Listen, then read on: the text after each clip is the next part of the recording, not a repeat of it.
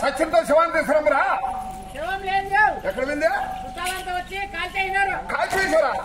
సరే పూడిని తీసుకురా, సేవకుని బతికించుకోవాలా. ఎక్కడ విందిరా? అప్పుడెప్పుడే కెరికి మలిసిందా? సరే కెరిక మొక్కలైన వెతకము, మా సేవకుని బతికించుకుంటా. ఎక్కడ విన్నారా? సాగరంలో కాదిరా. ఒరే ముల్లాకములు ఎక్కడన్నా గాని ఆ కాడిని పట్టి మందిని తీసుకురామరా మూర్ఖుడా. రే రావా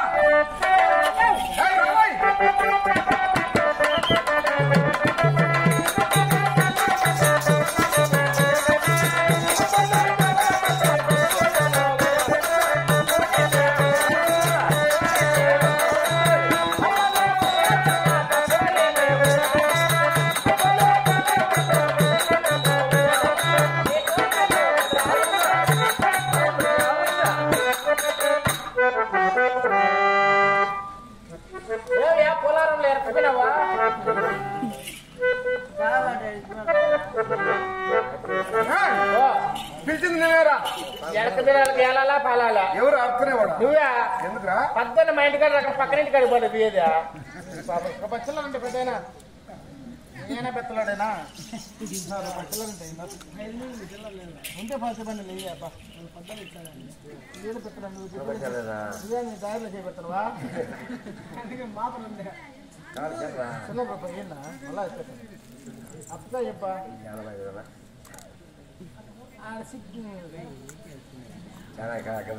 అయ్యో ఏమే ఎంత లేదా? రూపాయలు ఎంత తీసుకోవాలా? 10 రూపాయలు తీసుకొని మిగతా చిల్లర ఇచ్చి. అంటే నేను అడుగుతున్నామని అడుగుతున్నాను కాదు నువ్వు. నేను ఎవరైనా చెప్పినానుకో నీ గుండెల్లో గుర్రాలు పెరుగుతారా? నువ్వెవరో చెప్తా. నేనెవరో చెప్పాను అనుకో నీ గుండెల్లో ఏనుగులు పెరుగుతాయి. సరే నువ్వెవరో చెప్తుంటావు అంటే మా ఇంటికి వచ్చి నన్నే ప్రశ్నలు అడుగుతున్నావా? అడుగుతున్నాను కదా. అవునులే నువ్వు పెద్ద మనిషి కదా. అవులే చిన్న మనిషి నేనే చెప్తాను. చెప్పు. లక్ష్మీనారాయణ తెలుసునా నీకు? తెలుసు. ఆయమ్మ నన్ను పెట్టుకునిందా? ఓహో జీతగానికి ఎన్ని మాటలంత పౌరుషంతో పరాక్రమం అంటే ఆయమ్మ కంటే ఉండాల. బెల్లమా? బెల్లం కావడమా? బలము, సతవ, ధైర్యము, సాహసము అన్ని మా అమ్మకే ఉన్నాయి. అటువంటి లక్ష్మీదేవి దగ్గర జీతగానివి. సరే నేను ఎవరైనా చెప్తున్నాను రా. తెలుసులేయా? ఎవరో చెప్పు. కాటిపాపుడా? కాడిపాపుడు ఈ విధంగా ఉంటాడా? సేమ్ ఇట్లా ఉండేది. ఇవన్నీ ఏంటి తెలుసా? వజ్ర వైడూరిక గోమేదిక పుష్యరాగ మరకత మాణిక్యములు ఇవన్నీ ఒక పూసత్వం అమ్ముకున్నావు అనుకో నీ బిడ్డ తరం బతకచ్చరా. ఈ ఎత్తుకొని కంసంలో ఇంటికి వినామనుకో వాడు మెట్టి తీసుకొని తరిమి కొడతాను. మీరు ఎత్తుపోతే అట్టే కొడతారా? మీరు ఎత్తుకొని పోతే మేము ఎత్తుకోము. మీకు దాసరాలు తెలుసు కదా. ఎందుకు తెలుసు? మేము ఎందుకు అమ్మము, మేము తీసుకోమురా. సరే సరేలే. నువ్వా? నేను ఎవరైనా చెప్తున్నాను రా. చెప్పు. అవునా?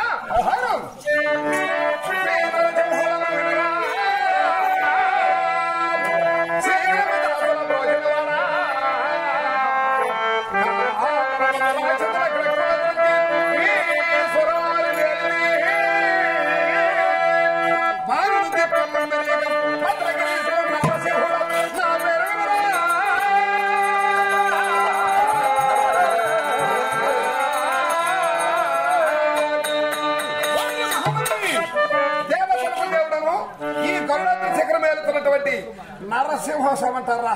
మీరేనయ్యా నరసింహ స్వామి? నరసింహ గారు నరసింహ. నరసింహ స్వామి ఇప్పుడు చిల్లర తీసుకోవాలా? అవే తప్ప ఇప్పుడు క్షమించేసి తీసుకో. ఏమి మీరు నరసింహ స్వామి అంటున్నారు కదా స్వామి, పైన చూడగా సింహరూపం ఉంది, కింద చూడగా నరరూపం ఉంది. అవును. ఈ రూపాకారం ఏ విధంగా వచ్చింది స్వామి? ఈ రూపాకారం ఏ విధంగా వచ్చినదో వచ్చుకు కారణం ఏమని అడుగుతున్నావు? అవునయ్యా. సవిచారముగా మెదనిచ్చుదా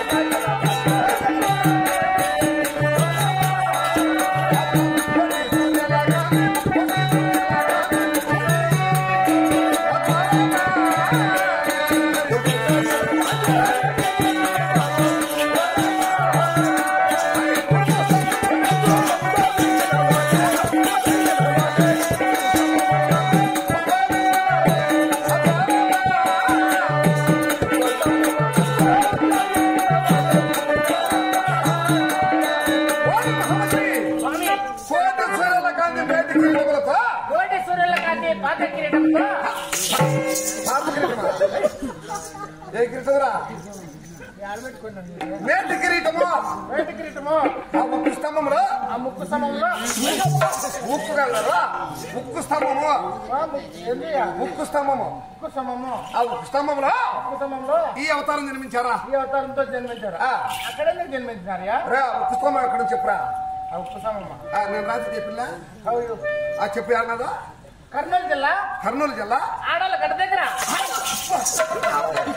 ఆడలగడ్డ కదరా? ఆర్లగడ్డ దగ్గర. ఆడలగడ్డ దగ్గర అహోబిలమని ఊరుంది. పైన ఎగవాములము, కింద దిగవాములము. పైన ఎగవాములు ముక్కు స్తంభం దగ్గర ఆ ముక్కు స్తంభంలో జన్మించారు. అక్కడే జన్మించారు. చెప్తున్నాను సేవక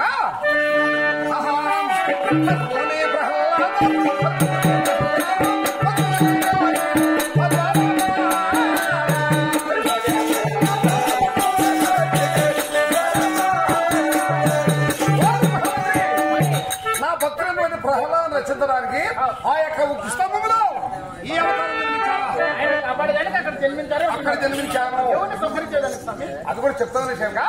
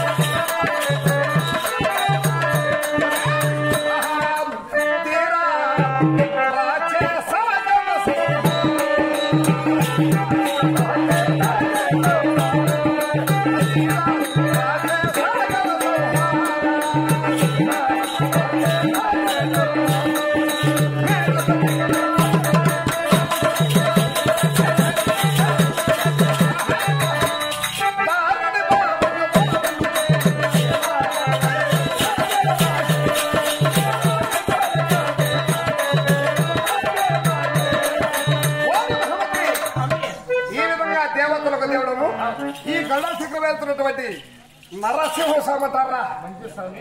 కాదు స్వామి, మీరు దేవాలయ దేవతలు, సంబంధులు, దశాపద అవతారత్న మహాదేవుని కదా. అవును కదా. మీరు ఏ యుగంలో ఏ అవతారం ఎత్తారు? ఎవరిని పెళ్ళాడారు? ఎవరిని సంహరించారు స్వామి? దేవాదేవునికి ప్రశ్న ఇస్తున్నావు. అవునయ్యా. నీ ప్రశ్నకు నేను జవాబు చెప్తా. అంతే స్వామి. నా ప్రశ్న నువ్వు జవాబు చెప్పాలా? నీ ప్రశ్నలక స్వామి, నీ ప్రశ్నలకు సమాధానం తెలిస్తే నేను చెప్పగలను, తెలియకపోతే నేను చెప్పలేను.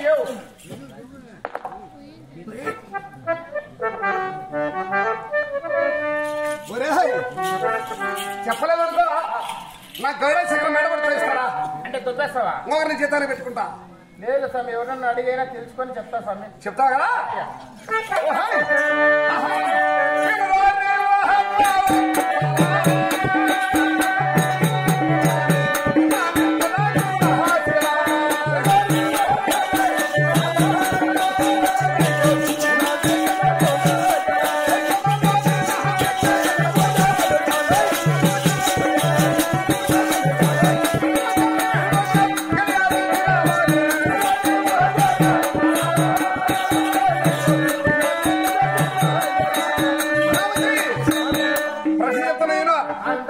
నేను వెళ్ళలేదని ఎవరికి దెబ్బలే వింటున్నావా?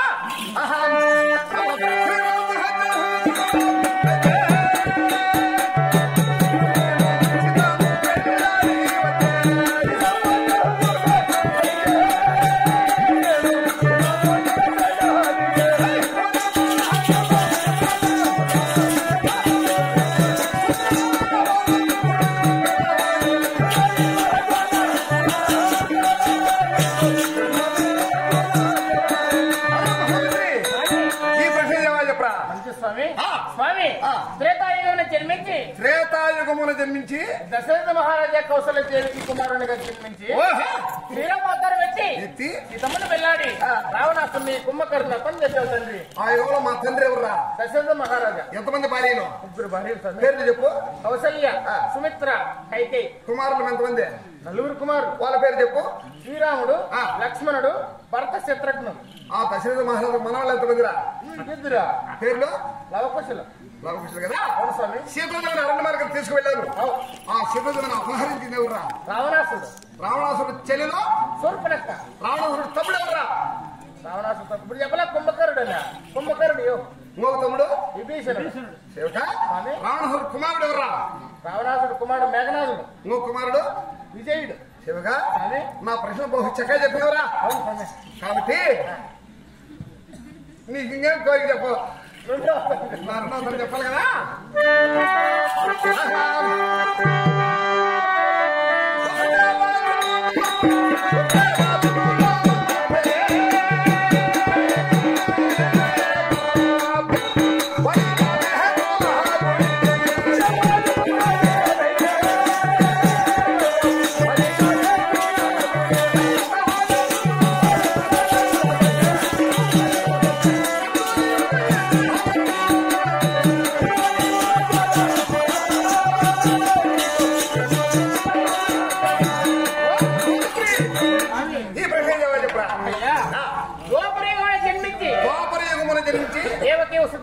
కుమారుడిగా జన్మించి శ్రీకృష్ణ అవతారం ఎత్తి రుక్మిణి సత్యభామల పెళ్లాడి 16,000 గోపికలతో సరసమలాడి నీ మేనమామ కంసుల్ని కాళ్ళ మడుగులో దిగదొక్కినావు తండ్రి. మహామంత్రి స్వామి, ఆ యుగంలో నన్ను సాకిన తల్లి ఎవర్రా? యశోదమ్మ తల్లి. యశోదమ్మ భర్త ఎవరు? నందుడు.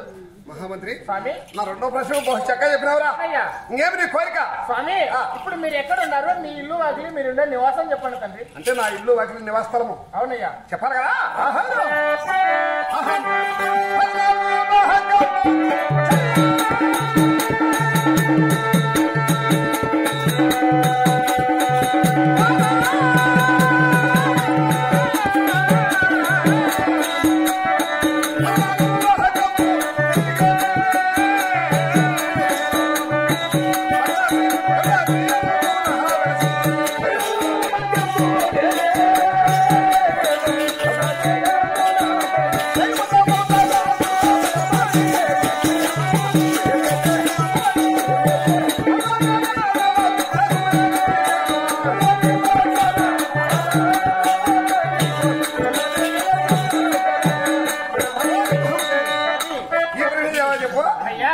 ఈ 14 లోకములు ఏలుకుంటూ భక్తులు కాపాడుకుంటూ భక్తులకు వరాలిస్తూ ఆ భద్రాద్రి ఎందున ఈ కదిరి ఎందున నివసిస్తున్నావు తండ్రి. మహామంత్రి స్వామి, నా ప్రశ్నలు బహు చక్కగా చెప్పినవరా? అవునయ్యా.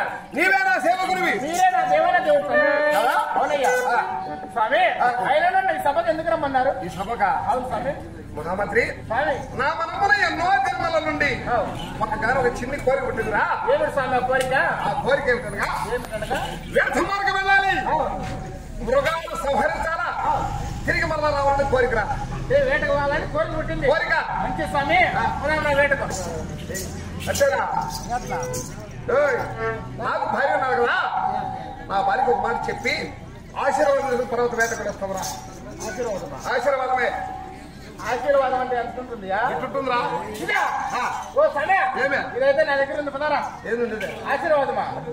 మళ్ళీ నోట్లోకి వేయలేదు కదా ఆశీర్వాదం అంటే. ఆశీర్వాదం ఉందా? ఏందా ఆశీర్వాదం అనగా శిరస్సున హస్తం మోపి చేపగా వెళ్ళి లాభంగా అవసరం తీర్చాల భార్యదేవునిగా బ్రహ్మదేవున. కాబట్టి లక్ష్మి దగ్గర ఆశీర్వాదం తీసుకుని వేటుకొని వస్తావురా. స్వామి మీరు చెప్పేది తలకాయ మీద చేయబెట్టేది. అవునా? నా తలకాయ మీద మీరు చేయబెట్టండి. మీ తలకాయ మీద చేయబెడతా పదాలు. అంటే అంటే నా తల చేయబెడతావా? నా తల చేయబెడతా బూడిద అయిపోతావు.